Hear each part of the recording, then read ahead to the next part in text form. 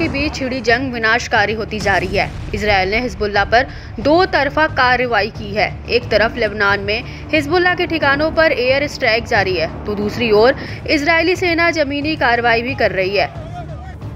IDF के लगातार हमलों के बाद अब हिजबुल्लाह भी करो या मरो की जंग में उतर आया है। हिजबुल्लाह ने की रिहायशी इलाकों को निशाना बनाना शुरू कर दिया है और हाइफा खाड़ी और शिमोना पर लगातार रॉकेट हमले कर रहा है। इस बीच लेबनानी प्रतिरोध आंदोलन हिजबुल्लाह ने इजरायल के खिलाफ जबरदस्त ताजा जवाबी कार्रवाई की है, जिसमें कई सैन्य ठिकानों को निशाना बनाया गया है। इजरायली सेना ने शुक्रवार को पुष्टि की है कि दक्षिणी लेबनान में उसके जमीनी हमले के दौरान 12 से अधिक सैनिक मारे गए। हिजबुल्लाह ने शुक्रवार को जारी अलग अलग बयानों में कहा कि उसने कब्जे वाले क्षेत्रों के उत्तर में कई अलग अलग स्थानों पर इजरायली सेना के ग्रुपों को मिसाइलों और तोपों के गोलों से निशाना बनाया।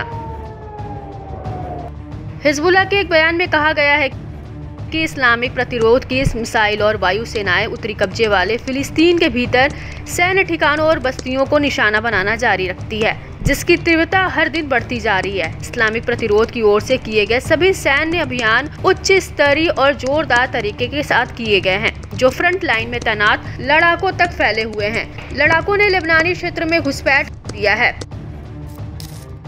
उधर इजरायली प्रधानमंत्री नेतन्याहू ने हिजबुल्लाह के खात्मे की कसम खाई है। 27 सितंबर को इजरायल ने हिजबुल्लाह चीफ हसन नसरल्लाह को मार गिराया था। इसके बाद से हिजबुल्लाह के 10 से ज्यादा कमांडर मारे गए हैं और उसके 800 से ज्यादा लड़ाके भी ढेर हुए हैं, जबकि उसके 6000 से ज्यादा ठिकाने भी नेस्तनाबूद हो चुके हैं। हिजबुल्लाह के बयान में कहा गया है कि यह ध्यान देने योग्य है कि दक्षिणी लेबनान में जमीनी ऑपरेशन की घोषणा करने के कई दिनों बाद भी इजरायल की सेना के टैंक और सैन्य वाहन लेबनान में नहीं घुस पाई, क्योंकि उन्हें निशाना बनाए जाने का डर है। इसके बजाय उन्होंने गुप्त स्थानों पर तैनात कर दिया गया है।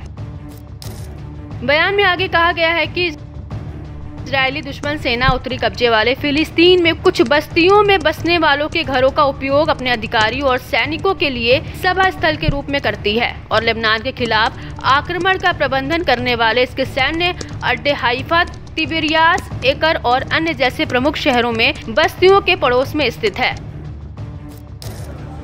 आपको बता दें कि इससे पहले हिजबुल्लाह ने कब्जे वाले गोलान हाइट्स, हाइफा और किरियात शमोना के खिलाफ हमलों की घोषणा की थी। इसने कहा कि ये हमले लेबनान के शहरों, गांवों और नागरिकों के खिलाफ इजरायल के हमलों के जवाब में और साथ ही गाजा में फिलिस्तीनियों और उनके प्रतिरोध के समर्थन में किए गए थे।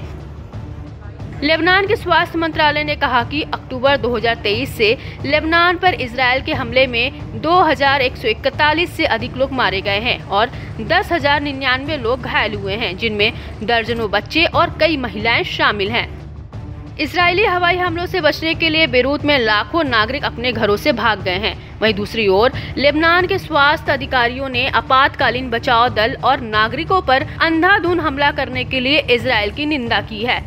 रिपोर्ट्स की माने तो बौखलाया इजरायल ईरान पर जल्द हमला कर सकता है। वह 180 मिसाइलों का जवाब देने के लिए योजना बना रहा है। दोनों देशों के संघर्ष पर नजर रखने वालों का अनुमान है कि इजरायल ईरान के सैन्य ठिकानों को निशाना बना सकता है। वह सबसे पहले ईरानी एयर डिफेंस सिस्टम और मिसाइल लॉन्चिंग बेस को टारगेट कर सकता है। इससे ईरानी सेना के हौसले पस्त हो सकते हैं, जिससे उन्हें पलटवार करने में मुश्किल आएगी। अब देखने वाली बात होगी कि हिजबुल्लाह की ओर से किए गए हमले में मारे गए इजरायली सैनिकों की मौत का बदला इजरायल कैसे लेता है।